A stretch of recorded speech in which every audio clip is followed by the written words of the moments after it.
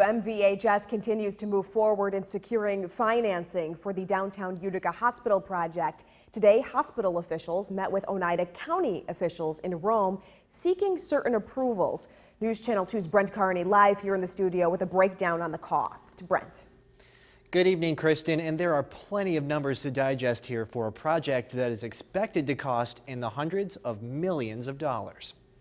Vote. All those in favor say aye. Aye. Opposed?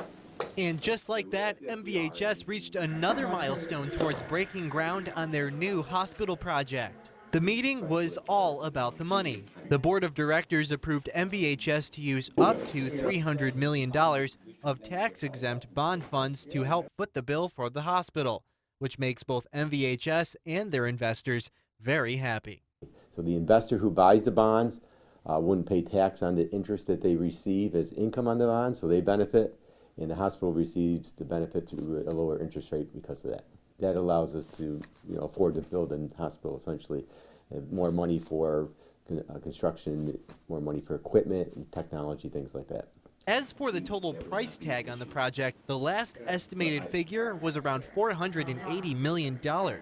The state investing $300 million in grant funding. But Lou Aiello, the chief financial officer of MVHS, says the exact figure is still unknown as construction as well as other costs are still being negotiated. It's a pretty involved process and takes quite a bit of time, lots of approvals, lots of regulatory and compliance that needs to be considered and factored in and evaluated throughout the process. And MVHS says the start of the project is slated for later this year, with completion being in 2022.